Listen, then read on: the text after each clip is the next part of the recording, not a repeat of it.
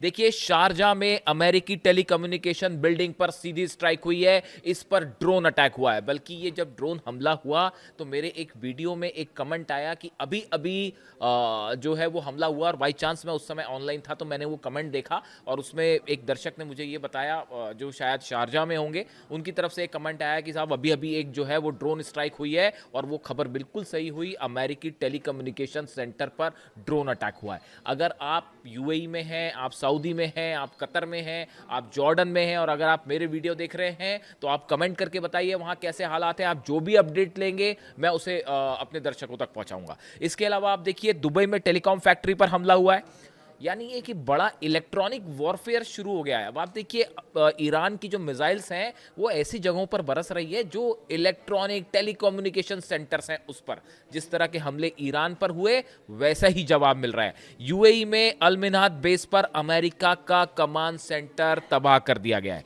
Dubai में 24 घंटे के अंदर 11 मिसाइल्स अटैक हुए हैं और 40 के आसपास ड्रोन अटैक हुए हैं। दुबई में ही कुवैत का जो तेल टैंकर है, अल सलामी तेल टैंकर, उसमें आग लग गई है। ये खबर आप जानते होंगे, उस पर ड्रोन अटैक हुआ। इसके अलावा दुबई एयरपोर्ट पर 2 सिविलियन एयरक्राफ्ट को भी निशाना बनाया गया है। इसको लेकर अभी कंफर्मेशन देखिए रिवील होती है नहीं, जानकारी वो एक अलग बात है, लेकिन जो सोर्सेज आ रहे हैं कि 2 प्लेन तबाह हुए हैं यूएई में एयरपोर्ट पर। इसके अलावा आप देखिए कि मिडिल ईस्ट का अब ऐसा मान के चल रहे हैं एक्सपर्ट्स कि जो रडार सिस्टम है वो पूरी तरह से तबाह है।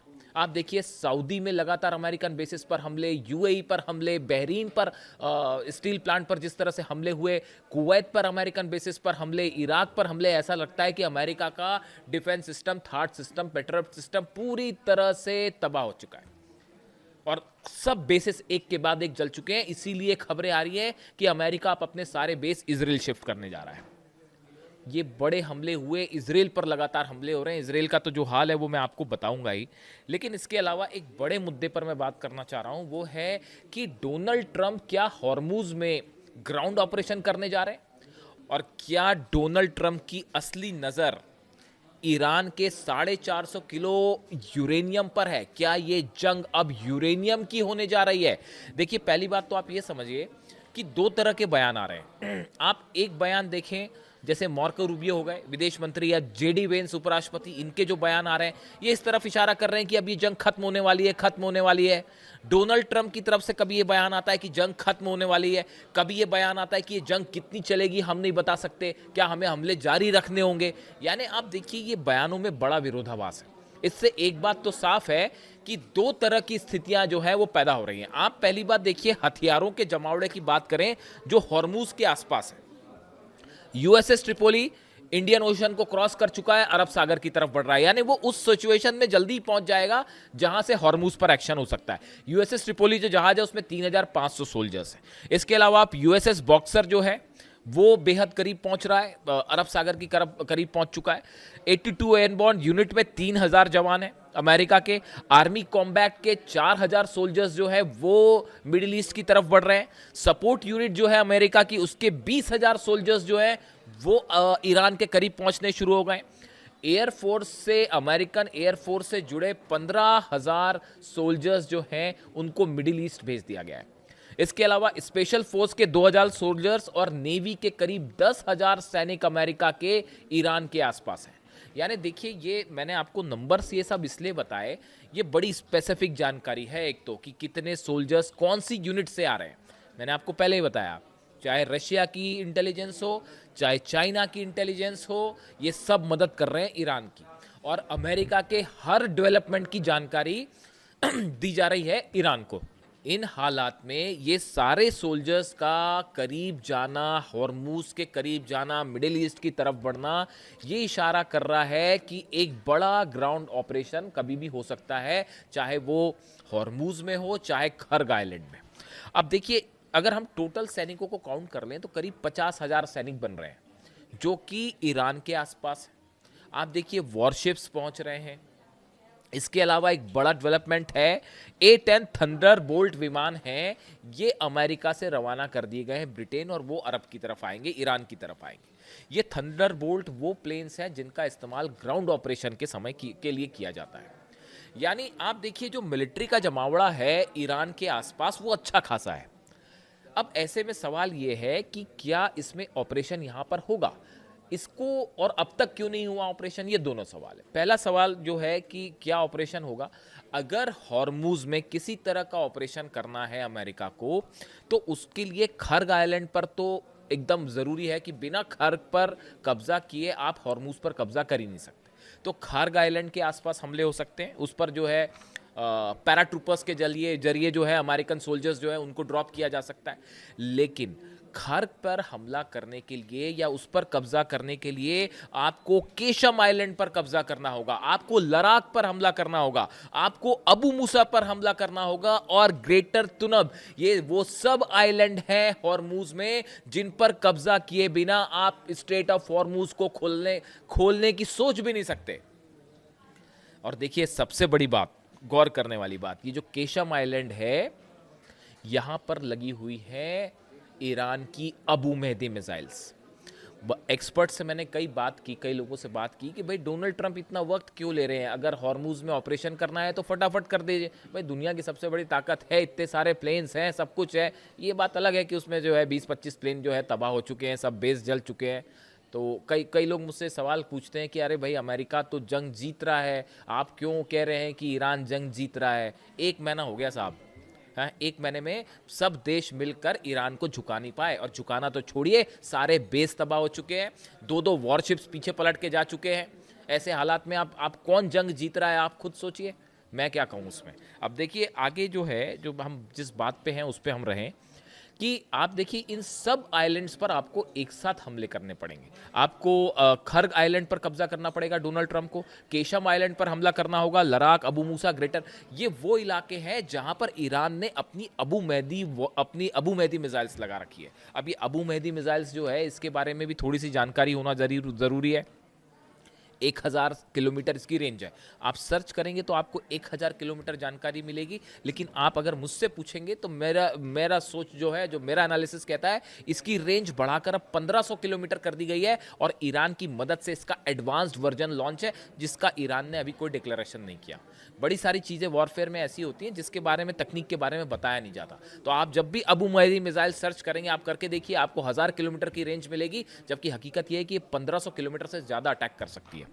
तो देखिए ये क्रूज मिसाइल है। क्रूज, इसकी सबसे बड़ी जो खास बात है वो ये है कि ये सी स्कीमिंग टेक्नोलॉजी है, यानी कहने का मतलब ये है कि ये समंदर के पानी के बड़े, बिल्कुल थोड़ी सी ऊंचाई पर, बड़े ही निचले तरीके से बहुत तेजी से बढ़ के अटैक करती है। क्रूज मिसाइल है, ये आसमान में बहुत ऊपर नहीं जाती, ये समंदर की सतह से जो पानी है बस लगे लगे उससे चलेगी, और बहुत ही तेज स्पीड से, और बड़ी ही एक्यूरेट मिसाइल है। यानी ये अमेरिका के जितने जहाज आएंगे यहाँ पे, सबके सब खतरे पे, सबके सब खतरे में, इसको ट्रेस करके हमला करना, रोकना बेहद मुश्किल। 1000 किलोमीटर की जद में भी अभी अमेरिका का कोई जहाज नहीं है।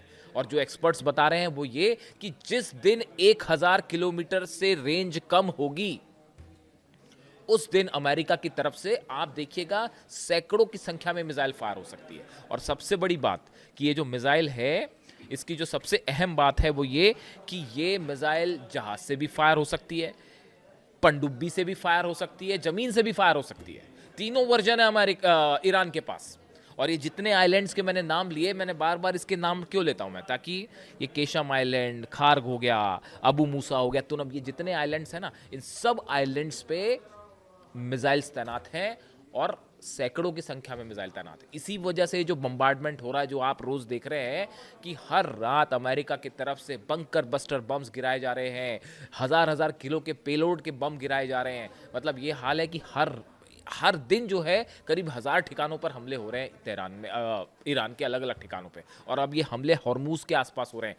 कोशिश ये है कि आईआरजीसी की जो क्षमता है उसको ख़त्म किया जाए, मिसाइल सिटीज़ को ख़त्म किया जाए। लेकिन मिसाइल सिटी को आप ख़त्म तो तब करोगे जब आपको पता चलेगा कहाँ कहाँ मिसाइल सिटीज़ हैं। वो तो ऐसी जगह बनी है जिसके बारे में कोई लोकेशन किसी को नहीं पता, शायद वो सिर्फ ईरान की सेना जानती है, और उसमें भी कुछ ही कमांडर्स जानते हैं। तो ऐसे सिचुएशन में जो मिसाइल है, ये अबू मेहदी मिसाइल, इसकी खास बात ये एंटी एक्सेस एरिया डिनायल इसकी एक टेक्निक कहलाती है। एंटी एक्सेस या एरिया डिनायल एक टेक्निक है जो ईरान इस्तेमाल करता है। जिसका उद्देश्य दुश्मन की नौसेना को दूर रखना है। आप देखिए यही वजह है कि 1000 किलोमीटर के डिस्टेंस पे रहते हैं जो भी शिव आते, चाहे अब्राहम लिंकन आया, चाहे वो जेरल्ड आर फोर्ड आया, वो कोई ईरान के जो करीब गए वो सबके सब पीछे आ गए कि कब ये मिसाइल्स गिरने लगे और मुश्किल हो जाए। यही वजह है कि अब तक डोनाल्ड ट्रंप ने यहाँ पर अपने ना तो प्रॉपर जहाज अंदर भेजे हैं और ना ही सैनिक उतरे हैं। और ईरान की तरफ से 6 लाख सैनिक तैयार हैं, जो कि आधे से ज़्यादा उसमें ऑलरेडी उन लोकेशंस पर पहुंच चुके हैं जहां से वो स्वागत करने के लिए तैयार है अमेरिका को। वो जिस तरह से कहा जा रहा है, ईरान बार बार कह रहा है हम तैयार हैं, आप कदम तो रखिए, हम आपका कदम ही काट देंगे। इस तरह का कल बयान आया आईआरजीसी की तरफ से कि आप पैर रखिए, वो पैर को हम फिर उठने ही नहीं देंगे। तो ईरान की जो है वो ज़बरदस्त तैयारी, एक वीडियो भी रिलीज़ किया आईआरजीसी ने, आपने देखा होगा कि लाखों सैनिक जो हैं वो उसमें हॉर्मुज़ की तरफ बढ़ रहे हैं। और नया जो मिशन बना है उसमें तो लाखों युवा जो हैं वो शामिल हो रहे हैं आर्मी में, और हर कोई आईआरजीसी को ज्वाइन करने के लिए तैयार है। तो ऐसे सिचुएशन में अब डोनाल्ड ट्रंप ऑपरेशन करें हॉर्मुज़ में तो कैसे करें? अगर वो हॉर्मुज़ पर किसी तरह का कब्जा करना चाहते हैं या अपने सोल्जर्स वहाँ पे उतारते हैं, तो ऐसी सिचुएशन में आपको सबसे पहले तो प्रतिरोध होगा कि वो जो जहाज़ आपके आएंगे उसको अबू मेहदी मिसाइल से पहला चैलेंज मिलेगा। दूसरा बड़ा चैलेंज ये मिलेगा कि वहाँ पे बड़ी सारी जो बोट्स हैं वो अटैक करेंगी। तीसरी बड़ी चुनौती है 6 लाख सैनिक वहाँ पर हैं, वो आप पर हमला करेंगे। इसीलिए कहा जा रहा है कि अगर यहाँ पे ग्राउंड ऑपरेशन होता है तो ये अमेरिका के इतिहास की सबसे बड़ी चूक साबित होगी। देखिए सत्ता परिवर्तन तो हो नहीं पाया, आप देखें सत्ता परिवर्तन की जो कोशिश थी वो पूरी तरह से फेल हो गई। सत्ता परिवर्तन की जो कोशिश थी वो पूरी तरह से फेल हो गई। बल्कि अब तो ये कहा जा रहा है कि सत्ता परिवर्तन, हाँ सत्ता परिवर्तन हो रहा है, लेकिन वो अमेरिका में हो रहा है। वो डोनाल्ड ट्रंप अब सत्ता से बाहर होंगे, ईरान में सत्ता परिवर्तन नहीं होने जा रहा। और आपने देखा होगा, मैंने तो एक एक्स पर वो देखा, पता नहीं आप टेस्ट चेक करिएगा सही है या नहीं, कि डोनाल्ड ट्रंप की जो नीस है, भतीजी है, उन्होंने खुद ट्वीट करके इस तरह की बात कही एक्स पे कि सत्ता जो है परिवर्तन होने जा रहा है, लेकिन डोनाल्ड ट्रंप का सत्ता परिवर्तन होने जा रहा है, ईरान में कुछ नहीं होने जा रहा। वो मिशन फेल हो गया। जो एयर स्ट्राइक से ईरान को झुकाने की कोशिश थी वो फेल हो गई। हॉर्मुज बंद हो गया, उसको खुलवा नहीं पा रहे हैं। वहां पे माइंस बिछी हुई हैं हॉर्मुज में, आप देखिए माइंस बिछी है। माइंस को हटाने के लिए मैंने एक्सपर्ट से बात की कि भाई माइंस बिछा दिए हैं, वो कोई शक नहीं है, माइंस बिछ चुकी हैं, अब माइंस बिछ चुकी हैं। अब वो उसको आपको हटाना है, वो माइंस को हटाने में कम से कम 2 हफ्ते से 3 हफ्ते लगेंगे। मतलब अगला जहाज करीब जाएगा, उसके लिए पहले 2 हफ्ते ऑपरेशन करके वो माइंस हटानी पड़ेगी। आप समझ रहे हैं कितना मुश्किल ऑपरेशन है ये इतना आसान नहीं है कि हॉर्मुज, आपने खबरें देखी कहीं कि बस अब हॉर्मुज पर हमला होगा और ईरान पर कब्जा, भूल जाइए, ख्याल है सब, हवाली ख्याली पुलाव हुआ है और कुछ नहीं है। वो हॉर्मुज में माइंस बिछी हुए, 2 हफ्ते लगते हैं वहां पे माइंस को हटाना। मतलब जहाज तो एंटर कर ही नहीं सकता। आप सोल्जर्स ऊपर से उतारोगे, बैकअप कहां से लाओगे? गिर जाएंगे वो सोल्जर्स वहां पे जाने के बाद। इसीलिए अब तक ऑपरेशन नहीं हुआ। अब आप देखिए, आप तेल के दामों की बात कीजिए, तेल के दामों में आग लगी हुई है। और वो जिस तरह से हमले हो रहे हैं, अगर वो 115-20 बैरल पहुंच गया और वो सस्टेन कर गया कुछ दिनों तक, तो आप देखिए क्या हालत होगा। अमेरिका में तेल के दाम लगातार बढ़ रहे हैं, दुबई में तेल के दाम बढ़ रहे हैं, सिंगापुर एयरलाइंस ने किराया बढ़ा दिया है। ऐसे हालात में देखिए, अमेरिका में हमेशा क्या बात होती है, अमेरिका में जब भी महंगाई बढ़ जाती है ना, जब भी तेल के दाम बढ़ जाएंगे, गैस के दाम बढ़ जाएंगे, आम लोगों को दिक्कत होने लगती है, तो वहाँ सत्ता परिवर्तन हो जाता है। इसीलिए ईरान की स्ट्रैटेजी है वॉर को लंबा खींचा जाए, और वहाँ पे दबाव में है डोनाल्ड ट्रंप। और जहाँ तक ग्राउंड ऑपरेशन का सवाल है, अमेरिका ने अपने जितने ग्राउंड ऑपरेशन किए उसमें आप सोच के देखिए कि कहाँ पे अमेरिका कंफर्टेबल सिचुएशन में रहा, कहीं नहीं रहा। वियतनाम फेल हुआ, इराक जबरदस्त ऑपरेशन था, पूरी तरह से फेल हो गया, अफगानिस्तान में फेल हो गया। आप देखिए जहां जहां अमेरिका की सेना ने कदम रखे, वहां वहां असफलता हाथ लगी है। तो ये तो ईरान है, आईआरजीसी के 10 लाख सैनिक तैयार खड़े हुए हैं, रेडी मोड में है कि जब चाहे तब अटैक करते हैं। टोटल आर्मी तो और बड़ी है, सेना टोटल बड़ी है, लेकिन 10 लाख तो इस मोड में जो हमेशा तैयार रहे। तो ऐसे हालात में डोनाल्ड ट्रंप के पास कोई एग्जिट प्लान नहीं है। अंदर आ गए हैं, अब सिर्फ एक चारा बचा है कि ये लाव लश्कर लेके वापस चला जाए, इस जंग को ख़त्म किया जाए। लेकिन उसमें समस्या ये है, उसमें दिक्कत ये है कि हमेशा के लिए हॉर्मुज को खो देगा अमेरिका। पूरे मिडिल ईस्ट से कंट्रोल खत्म हो जाएगा अमेरिका का। अगर ये जंग, ट्रंप क्यों नहीं रोक पा रहे जंग? भाई अगर इकोनॉमिकली नुकसान हो रहा है, बंद करके वापस चले जाएं, बंद करके वापस चले जाएंगे तो हॉर्मुज पर हमेशा के लिए ईरान का कब्जा। बात नंबर एक, अमेरिका के जितने बेसेस हैं वो हमेशा के लिए ये हो जाएगा साबित कि भाई आपके तबाह हैं बेसेस, आप जंग हार गए, आप मुंह दिखाने लायक किसी के लिए नहीं रहे। अपने बेसेस खुद इजराइल शिफ्ट करना पड़ रहा है या नए सिरे से बनाने पड़ेंगे। यानी मिडिल ईस्ट में अमेरिका का प्रभाव हमेशा के लिए खत्म।